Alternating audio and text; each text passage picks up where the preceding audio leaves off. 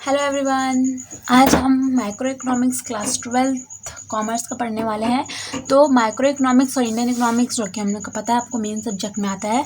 तो पहले माइक्रो खत्म करते हैं, फिर हम इंडियन पढ़ेंगे, ठीक है। तो माइक्रो में हम चैप्टर वाइज डिस्कस नहीं करते क्योंकि बहुत हेक्टिक लगता है कि एक चैप्टर, तो हम लोग यूनिट वाइज पढ़ेंगे। यूनिट में कितना मार्क्स कितने मार्क्स का आता है उसके हिसाब से, मतलब बहुत इंटेलिजेंसी पढ़ेंगे। इंटेलिजेंट कितने लगा के कैसे पढ़ना है वैसे पढ़ेंगे, ठीक है।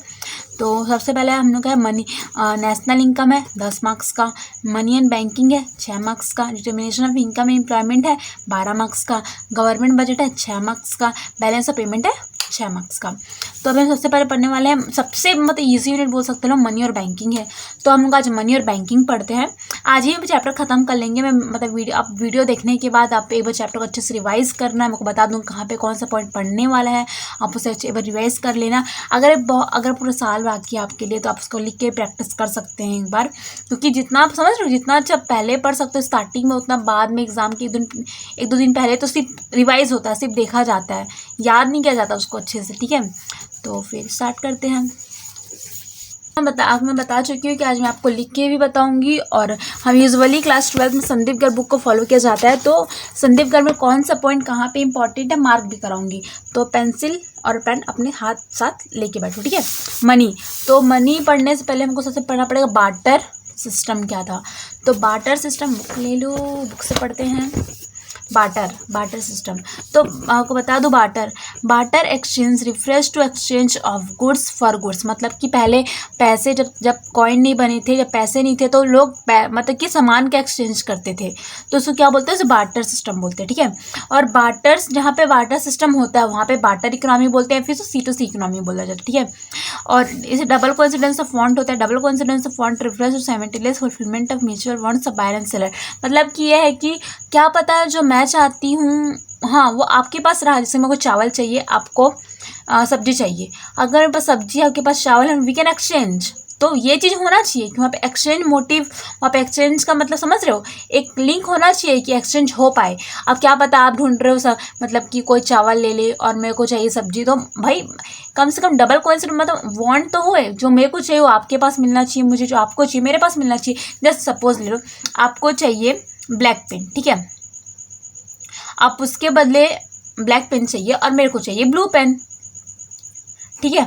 तो आपके पास ब्लू पेन है, मेरे पास ब्लैक पेन है, और हम लोग ढूंढ रहे हैं कोई मिल जाए, हम एक्सचेंज कर लेंगे इस टाइप का। मतलब मैं उसको ब्लू पेन दे दूंगी, मुझे ब्लैक पेन दे देगा, ठीक है, हम लोग को मिल गया। तो वहाँ पे बार्टर सिस्टम तो हो जाएगा ना, बार्टर सिस्टम हो सकता है। अभी हम मतलब कि ऐसे अभी भी होता है, भाई बहनों की भी को पता ही होगा, बोलते ठीक है तुम मुझे ये दे दे, मैं तेरे बदले ये दे दूंगा। तो अभी भी एग्जिस्ट करता है, लेकिन वो मतलब फैमिली मैटर सब एग्जिस्ट कर लेता है, ठीक है। तो अगर वैसा रहा कि जो मुझे चाहिए आपके पास मिल गया, मुझे आपको चाहिए मेरे पास रहा, तो वी कैन, मतलब बार्टर सिस्टम वहाँ पे एग्जिस्ट कर सकता है। लेकिन अगर नहीं हुआ तो क्योंकि अब ज़रूरी थोड़ी है कि मैं आपको जो मैं ढूंढ रही हूँ आपके पास मुझे मिले, वही बार्टर एक्सचेंज है। और ये रियलिटी में ये बहुत ट्रेडिंग कॉस्ट बहुत ज़्यादा करता है, ठीक है। तो इसका अब लिमिटेशन पढ़ते हैं बार्टर एक्सचेंज के साथ। सबसे पहले तो वही है, lack of double coincidence of want, ठीक है। Barter system can work only when both buyer and seller are ready to exchange each other goods. मैं को पहले ही बोली, जो मुझे चाहिए मुझे आपके पास मिलना चाहिए, जो आपको चाहिए वो मेरे पास होना चाहिए, तभी बार्टर सिस्टम एग्जिस्ट कर सकता है, ठीक है। फॉर एग्जाम्पल वही है, A can exchange goods with B only when A has what B want and what B want A should have, ठीक है, वही है। अब lack of common measure of value. अब तुम ही सोचो, हाँ पहले डेफिनेशन पढ़ते फिर मैं समझाती हूँ, ठीक है, क्या मतलब है इसका।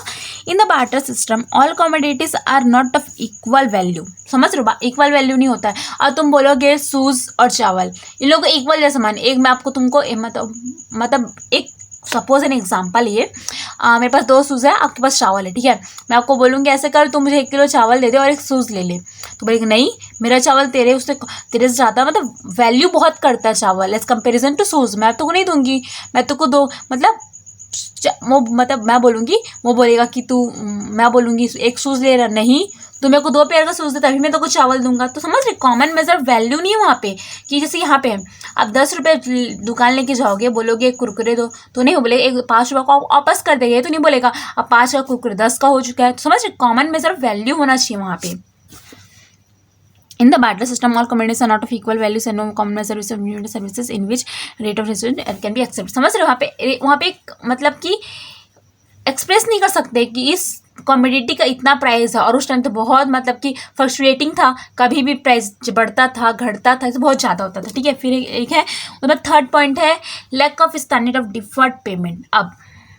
अब देखो, under the barter system contract involving future payment and credit transaction can not take place with you is because of the following reason. मतलब पहले वहाँ पे मतलब कि online payment, further future payment और क्रेडिट ट्रांजेक्शन नहीं होता था। रीज़न क्या था? पहला same quality, the borrower may not be able to arrange quality same. देख, मेरे पास अभी चल चावल है तो मैं चावल ले ली, फिर फ्यूचर का बात हुआ तो क्या पता मेरे पास चावल ना रहे फ्यूचर में, तो मैं से लेगी कैसे? आप में से लोगे कैसे?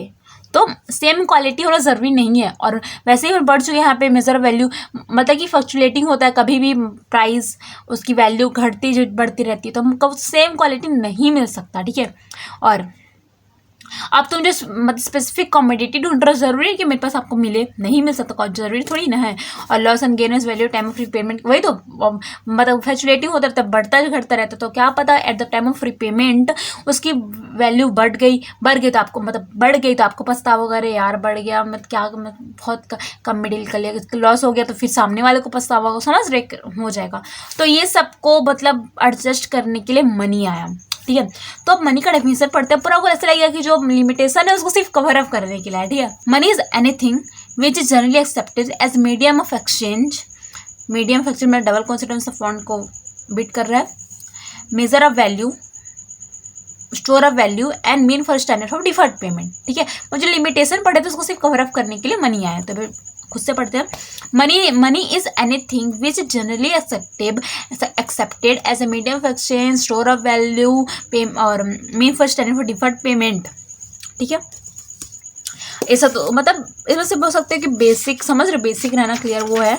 और यहाँ पे मैं लिख के रखी थी, वैसे देख सकते हो में ये सब हम लोग का पॉइंट्स है। मनी का मीनिंग पढ़ चुके हैं, मनी सप्लाई, थोड़ा ये एग्जाम पॉइंट ऑफ से बोल सकते हो इंपॉर्टेंट है, ठीक है। तो इसको अच्छे से पढ़ना। Money supply reference to total value of money held by public at a particular point of time, ठीक है। तो मनी सप्लाई क्या होता है? Total volume of money held by public. एक पब्लिक के हाथ में कितना उनके हाथ में पैसा है उसको मनी सप्लाई बोलते हैं। यह बोलो एट बाय पब्लिक, यहाँ पे आपके पहले बात तो सिर्फ पब्लिक का है, यहाँ पे बैंक का, गवर्नमेंट सब यहाँ पे इन्वॉल्व नहीं होता, ठीक है। और एट अ पर्टिकुलर टाइम मतलब कि स्टॉक कॉन्सेप्ट है तो फीचर लिखा ही हुआ है। मेजर ऑफ वैल्यू तो M1 M2 M3 M4 होते हैं, आपको पता ही होगा। M1 क्या होता है? Currency in coin with public plus demand deposit with commercial bank other deposit with RBI। अभी जो नोटिस कर रहे हो M1 में जो भी मतलब कि जो भी इन तीनों है ये कैन बी इज, ये लिक्विडिटी बहुत लिक्विडिटी है, मतलब हाई लिक्विडिटी। कैसे? आप करेंसी कॉइन विद पब्लिक मतलब उनके हाथ में पैसा ही है उस time. Demand deposit with commercial bank, currency in coin with public, ये तो लिक्विडिटी ही है, मतलब पैसा ही है हाथ में। Demand deposit with of commercial bank में आपको पता होगा जो भी मतलब रखते हैं कमल का कैन भी इजली विड्रॉल, है ना, तो वो भी लिक्विडिटी हम उसमें इंजॉय करते हैं। अदर डिपॉजिट विद RBI और currency in coin with public में एक से पढ़ने वाली चीज़ है फियाट मनी, एग्जाम में आ सकता है, पढ़ लेना। Fiat money is defined as the money which is under the fiat और order from the government to act as a money. फिर डिमांड डिपॉजिट कमर्शियल में, डिमांड डिपॉजिट क्या होता है? वो deposit refers to those deposit which can be encased by issuing a check at any time at the account holder, ठीक है। फिर है हम लोग M2 इज इक्वल टू, बस थोड़ा सा फॉर्मूला देख लेना, क्या पता एग्जामिनर आपको परेशान करना चाहेगा तो दे सकता है, तो बस देख लेना। M2 is equal to M1 plus saving deposit post office saving bank, M3 is equal to M1 plus net time deposit with bank, M3 is equal to total deposit post office saving bank. अब ये high power money पर देख लेना क्या होता है, क्योंकि high power money is a money produce by RBI and the government. It involve two things, currency in coin held by public and cash reserve with the bank. ये तो देख लेना एक बार। मतलब फिर important fact about measure of money supply, तो money supply से एक चीज पढ़ चुके हैं, हमको क्या पता चलती है? लिक्विडिटी पता चलती है। M1 एंड M2 आर मतलब कि more liquid as comparison to M4 भी लेस लिक्विड, ठीक है। M3 इज हाईली, M3 क्या बोलते हैं? Aggregate monetary resource of the society. Aggregate monetary resource society कहीं भी दिख जाएगा आपको रास्ते में, क्या बोलोगे? M3 ये तो, ठीक है। M2 are the narrow money supply concept and M3 M4 are broad money supply concept, ठीक है। तो ये चैप्टर हम देख चुके हैं। अब हम मनी देख लेते हैं। तो सबसे पहले कमर्शियल बैंक क्या होता है? Commercial bank is an institution which perform the function of accepting deposit, accept करती है डिपॉजिट, ग्रांटिंग लोन्स, ग्रांट करती है लोन्स, एंड मेकिंग इन्वेस्टमेंट, और इन्वेस्टमेंट करती है with the main aim of earning profit. यहाँ पे 3 कीवर्ड्स है, that is accepting deposit, granting loans and making investment, ठीक है, with the main of earning profit. ये खुद से पढ़ते हैं इसका definition. Commercial bank is an institution which perform the function of accepting deposit, granting loans and making investment with the main of earning profit. तो function of commercial bank के 2 function होते हैं, प्राइमरी फंक्शन और secondary function. हम जो definition में पढ़ के आ रहे हैं सिर्फ वही, मतलब समझ रहे, डिस्ट्रीब्यूट हो जा रहा है, वो बढ़ जा रहा है, कैसे क्या हो रहा है। प्राइमरी फंक्शन में होगा तो एक्सेप्ट पढ़ चुके, एक्सेप्टिंग डिपॉजिट और ग्रांटिंग लोन से वही फंक्शन कौन परफॉर्म करता है? वो परफॉर्म करती है प्राइमरी फंक्शन, एक्सेप्टिंग डिपॉजिट। आप जाते हो बैंक में तो बोलो कि भैया ये पैसा आप रख लीजिए, भैया तो नहीं बोलते हैं पर कोई बातें छोड़ो, पैसे रख लीजिए। क्यों जाते हैं? इंटरेस्ट के लिए। तो हम पैसा क्या, आपको पता होगा, मतलब जनरली अकाउंट 3 टाइप के अकाउंट मेंटेन किए जाते हैं, that is current account, saving account, current account, fixed deposit account. Saving deposit क्या होता है? सेविंग डिपॉजिट मतलब कि वो करेंट अकाउंट और फिक्स्ड अकाउंट दोनों का मिक्सचर होता है, बोल सकते हैं हम लोग। और करेंट अकाउंट क्या होता है? वो मतलब refresh those deposit which are repayable on demand by the bank, ठीक है। और ये जल्दी हम बिजनेस में मेंटेन करते हैं, और सब मतलब यहाँ पे कोई भी रेस्ट्रिक्शन नहीं होता है चेक ड्रॉ करने का, आप जितना भी कर सकते हो। और फिक्स डिपॉजिट लॉन्ग टर्म के लिए हम अमाउंट को जब डिपॉजिट करते हैं बैंक में, मतलब फिक्स डिपॉजिट होता है जहाँ पे हायर रेट ऑफ इंटरेस्ट होता है। हम लोग के करेंट अकाउंट में कोई भी इंटरेस्ट नहीं मिलता है, और सेविंग डिपॉजिट दोनों का साथ में यहाँ पे आप, लेकिन ये है कि fix deposit cheque level facility, मतलब कि चेक फैसिलिटी इंजॉय नहीं करती है, और सेविंग दोनों का पार्ट है, मतलब यहाँ पे ये इंटरेस्ट भी होता है, और इसमें हम चेक मतलब कि चेक विड्रॉ कर सकते हैं, ठीक है। एडवांसिंग ऑफ लोन्स, इसमें हम लोग का मतलब एडवांस कैसे कर सकते हैं? Cash credit, demand loan, short term loans, ठीक है। Cash credit refers to those loans which against his current, मतलब बोरोवर को करेंट एसेट के मतलब कि अगेंस्ट मिलता है, उसको हम लोग कैश क्रेडिट बोलते हैं, like stock, bonds etcetera. Demand loan क्या होता है? Refers to loan which can be recalled on demand by the bank at any time, ठीक है। और short term loans collateral security के उनको अगेंस्ट मिलता है, उसको बोलते हैं शॉर्ट टर्म लोन्स, ठीक है। और सेकेंडरी फंक्शन में overdraft facility, discounting bills of exchange, agency function, general utility function, ये 3 चीज़ पढ़ने के लिए है। तो ओवरड्राफ्ट फैसिलिटी क्या होता है? It refers to the facility in which a customer is allowed to overdraw his current account up to an agreed limit, ठीक है। वही तो क्वेश्चन समझ के पड़ गया, तो हम लोग अलाउड रहता है तो करेंट अकाउंट को विड्रॉ कर सकते हैं अप टू एग्रीड लिमिट, ठीक है। फिर discounting bills of exchange, it is a facility in which holder of bills of exchange can draw bill discounted before the maturity. मतलब देखो क्या होता है, मतलब दुकान वाला बोल देगा कि आपको मैं 1 महीने बाद पैसा दूंगा, लेकिन होता है कि हमको पहले पैसे चाहिए होता है, हम बैंक के पास जाते हैं और पैसा ले लेते हैं, तो वो हम लोग को थोड़ा चार्ज, मतलब थोड़ा सा पैसा काट लेता है एज ए चार्ज, और बाकी पैसा को रिटर्न कर देता है। और जब at a time of maturity जब पैसा दुकान वाले देने हो तब वो बैंक में जाके सबमिट हो जाता है।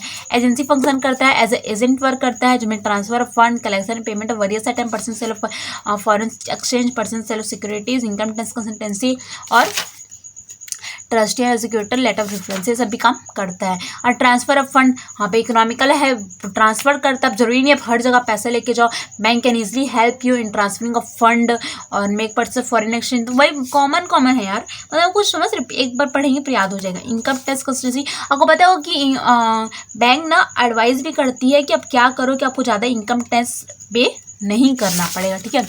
फिर वही है ट्रस्टेड एग्जीक्यूटर, आफ्टर मरने के बाद अगर आप विल बना के जाते हो तो उसको एज ए एग्जीक्यूटर भी वर्क करती है। General utility function, locker facility देती है, ट्रैवलर चेक देती है, लेटर ऑफ क्रेडिट देती है, अंडर राइटिंग सिक्योरिटीज देती है, कलेक्शन ऑफ सिक्योरिटीज, और मनी क्रिएशन सबसे इम्पॉर्टेंट।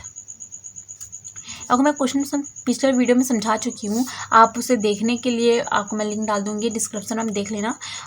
बस रीड, आपको शायद को पता होगा, आपको नहीं आता मुझे बताइए। अब एक वीडियो पर अच्छे से इसी को अच्छे से समझाऊंगी आपको मैं, कैसा बताऊँगी तो वीडियो लॉन्ग हो जाएगा और आप बोर हो जाओगे, ठीक है।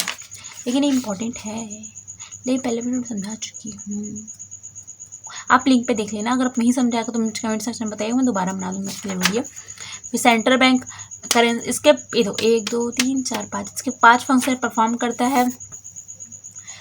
करेंसी ऑफ अथॉरिटी, इसको बैंक ऑफ इशू भी कहा जाता है। करेंसी ऑफ अथॉरिटी मतलब कि रिजर्व बैंक ऑफ इंडिया और central bank have the authority to issue of currency and coin in the country. तो हम लोग को पता होगा आरबीआई करती है, और 1 रुपीज़ और कॉइन को कौन करता है, मिनिस्ट्री ऑफ फाइनेंस करती है, ठीक है। और गवर्नमेंट बैंक हम लोग पहले इस पिछले क्वेश्चन डिस्कस कर चुके हैं पहले पिछले वीडियो में, और महंगाई भी डिस्कस कर चुके हैं हम। ऐसा मनी कंट्रोल में रेपो रेट, बैंक रेट।